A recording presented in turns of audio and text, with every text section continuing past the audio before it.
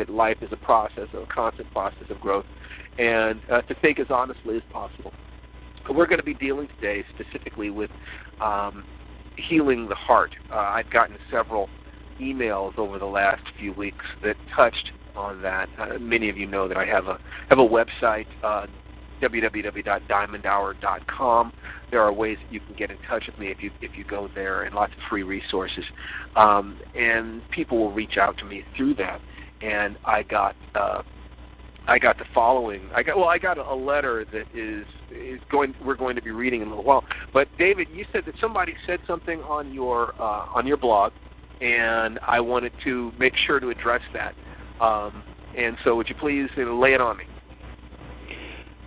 Well, it was just in regards to your quote when you said anger is a mask over fear, and I got a response to that quote saying that this poster thought that the two emotions are very different. They feel very different, and they're very distinguished, and so doesn't quite buy what you're saying. That's there. quite all right. That's quite all right.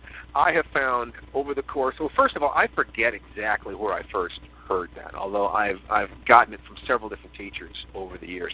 That fear. Every time I've ever dealt with somebody who was angry, and I asked myself the question, what are they afraid of?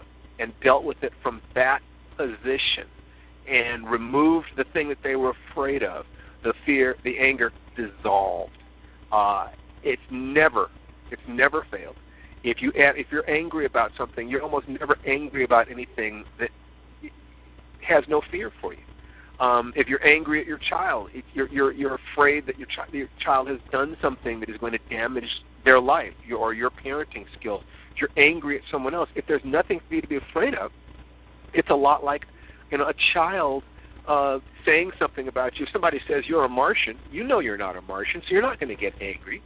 But if somebody says you're a liar and you've dealt with issues of lying in your life and you've tried to become a better person for that, and you're afraid that you might get found out, you're much more likely to bluster. You're much more likely to have that. So every time have that reaction. So in my own life, I can't think of a single thing I've ever gotten angry about that the base emotion did not seem to be fear. And human beings, there are only a few base emotions, and anger is considered a base emotion. Anger, fear, love, I think are considered to be the core base emotions. But I think that you can break it down even more simply than that, to look at all other emotions as flowing from either love or fear, and that other emotions are blends of that. If you can, there may be a semantical game in that you can't mention something that involves anger that I can't point out where it connects to fear. And it's not a matter of trying to find a trick. It's a matter of understanding that our emotions and the labels, the words that we use to describe emotions, never completely translate from one person to another, from one language to another. So we're always trying to find reference, we're trying to find shared reference, we're trying to find ways of looking at this so that we can communicate these things.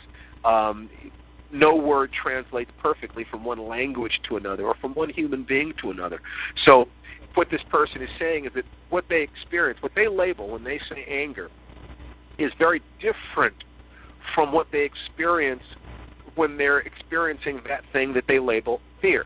I accept that 100%. And in talking to that person, if they said, I am so angry all the time, the way I would address that is to look at the things that they are afraid of in their lives and help them to have less fear in connection with those things. And over the course of having done processes like this with many, many people over the years, every time I diminished the amount of fear that the person had in their life, their amount of their anger diminished as well. So whether it is the truth or not, or is a very useful way of looking at it, in other words, a useful lie, so to speak, it doesn't matter. What matters is that we experience life with as much joy and contribution and centeredness and love as possible. I have found this point of view to be extraordinarily powerful in helping people to understand how to free themselves of negative emotions. The fear removal process that we will touch on again later on in this call also allows you to release anger, allows you to release guilt, allows you to release sorrow.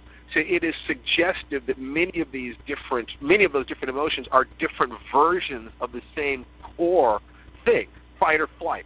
Something is going to damage me. Something's going to hurt me. That is a primal fear emotion.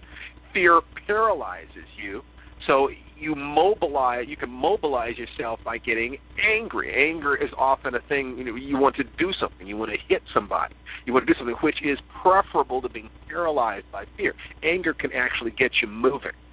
So if you can take fear and turn it into anger, you can actually get moving. Or if somebody is angry towards you, and you can ask yourself the question, what is this person afraid of? What is this person afraid of? And remove that fear, you will see the anger dissipate. So I say that they're the same thing, but once again, we're always constrained by the limitations of language. Okay?